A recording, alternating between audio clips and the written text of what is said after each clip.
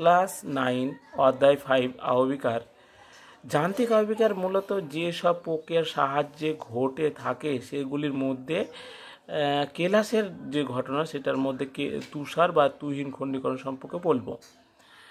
তুহিন খণ্ডীকরণ বা তুষার খণ্ডীকরণ কি তার আগে দেখে নিই। পার্বত্য অঞ্চলে বৃষ্টির জল কোনো ফাটলে জমা হওয়ার পর সে একসময় বরফে পরিণত হলো, তখন শিলার ওপর দুই পাশে চাপ দিচ্ছে, শিলাটা ফেটে যাচ্ছে, আবার জলে পরিণত হলো, এইভাবে আবার বরফে পরিণত হচ্ছে। এইভাবে শিলাখণ্ডগুলো যখন টুকরো টুকরো আকারে ভেঙে দিচ্ছে তখন সেটাকে বলা হয় তুহিন বা তুষার খণ্ডীকরণ।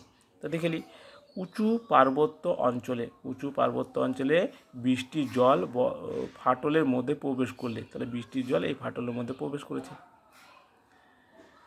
প্রবেশ করলে অতিরিক্ত শৈত্যতা বা বরফে পরিণত হলে, তাহলে খুব ঠান্ডা ও বরফে পরিণত হলে জল বরফের তুলনায় আয়তনে 9 বা 10% বেড়ে যায়। তাহলে জলের তুলনায় যখন বরফ হয় তখন আয়তনে কী হয়, 9 বা 10% বেড়ে যায়। বেড়ে গেলে কী হবে, এই দুই দিকে প্রাচীরে চাপ দিবে, মানে এইভাবে কী হচ্ছে, চাপ দিচ্ছে, দিয়ে এইভাবে ফাটলটা বেড়ে যাচ্ছে। তাহলে দুই দিকে যখন চাপ দিচ্ছে, এদিকেও চাপ দিচ্ছে, এদিকেও চাপ দিচ্ছে, চাপ দেওয়ার ফলে কী হচ্ছে, ফাটলের দুই পাশে প্রাচীর প্রচণ্ড চাপের সৃষ্টি হয়, দিয়ে ক্রমশ শিলাস্তর ফেটে গিয়ে খণ্ড খণ্ড শিলায় পরিণত হয়। একে তুহিন বা তুষার খণ্ডীকরণ বলে। এই চাপ দেওয়ার পরে কী হচ্ছে, এই যে খণ্ড খণ্ডে পরিণত হচ্ছে, এটা খণ্ড খণ্ডে পরিণত হচ্ছে, এটাকে তুহিন খণ্ডীকরণ বলে। অন্য নাম তুহিন খণ্ডীকরণ, তারপরে কোণাকার আহবিকার, এইসব নামে পরিচিত।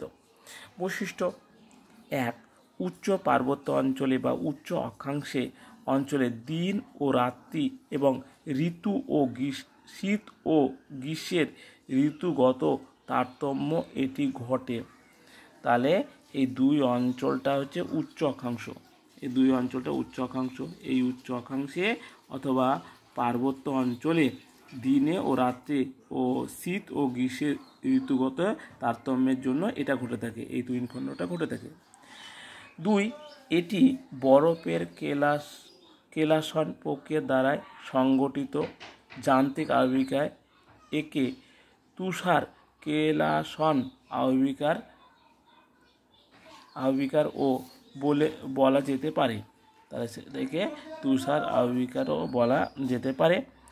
এই প্রক্রিয়া শিলা তীক্ষ্ণ কোণ আকৃতিতে ভেঙে যায়, তাই এটি এক ধরনের কোণ আকার আহবিকার বলে, যেমন কি ট্যালাস, ফেলসেনমার, ব্ল্যাক পেন্ট ইত্যাদি। তাহলে এই যে ভেঙে যাচ্ছে সেগুলো স্কি, ট্যালার, ব্ল্যাক পেন্ট বা ফেলসেনমার এইসব নামে পরিচিত।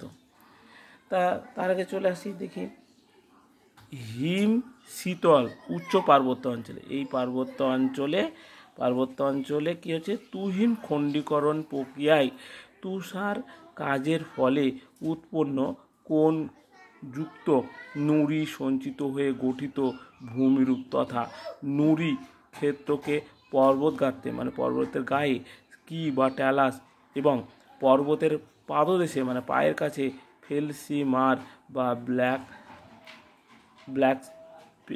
পেন্ট বলা হয়। তাহলে এই যে পর্বত খণ্ড ভেঙে দিচ্ছে, এইগুলো হচ্ছে স্কি, আর বিভিন্ন আকার হলে তাকে ট্যালার, আর পায়ের কাছে তাকে ব্ল্যাক স্পেন্ডান বা ফেলসেনমার বলা হয়। অন্যভাবে হিম শীতল পার্বত্য অঞ্চলে তুষার ও জলের পারস্পরিক ক্রিয়ায়, মানে দুটো মিলে যখন কাজের দ্বারা ক্ষুদ্র ক্ষুদ্র তীক্ষ্ণ কোণ বিশিষ্ট যে সমস্ত প্রস্তরখণ্ড সৃষ্টি হয় তাকে স্কি বলে। দেখো এই যে খণ্ড আকারে পরিণত হচ্ছে, সেটাকে বলা হয় স্কি।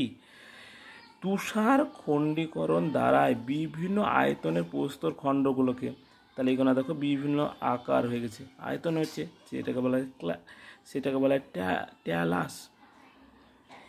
হিম শীতল পার্বত্য অঞ্চলের পাদদেশে স্কি বা ট্যালাস দ্বারা আবৃত হয়ে যে প্রস্তর ক্ষেত্র গড়ে তোলে তাকে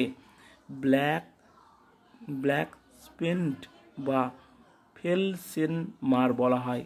তাহলে এই গুণা যখন এই পায়ের কাছে, পর্বতের পায়ের কাছে জমা হচ্ছে, সেগুলোকে হচ্ছে ব্ল্যাক পেন্ট বা ফেলসেনমার বলা হয়। তাহলে এই গেল আজ শুধু কেলাসের প্রক্রিয়ার দ্বারাই একটা ভূমির সম্পর্কে, তুষার বা তুহিন খণ্ডীকরণ সম্পর্কে। তা তুহিন খণ্ডীকরণ কাকে বলে আর একবার বলে নিই। দেখো, যে পার্বত্য অঞ্চলে কোনো ফাটলের মধ্যে জল জমা হয় তখন এক সময় সেটা কি হচ্ছে, বরফে পরিণত হচ্ছে। বরফে পরিণত হলে জলের তুলনায় এই আয়তনে মানে মোটার দিক থেকে বেড়ে যাচ্ছে। মোটার দিক থেকে বেড়ে গেলে কী হয়, দুই পাশে দুটো শিলাখণ্ডের উপর চাপ সৃষ্টি করছে। চাপ সৃষ্টি করলে কী হবে, এখানে ফাটল সৃষ্টি হচ্ছে। আবার এটা যখন জলকণায় পরিণত হচ্ছে তখন আবার বরফে পরিণত হচ্ছে। এইভাবে তখন শিলার দুই দিকে চাপের ফলে খণ্ড খণ্ড আকারে ভেঙে যাচ্ছে। তখন ওই খণ্ড খণ্ডকে বিভিন্ন নামে পরিচিত, স্কি, ট্যালার্স, ব্ল্যাক স্পেন্ডেন, ফেলসেনমার ইত্যাদি নামে পরিচিত। তাহলে এই গেল আজকে ভিডিও।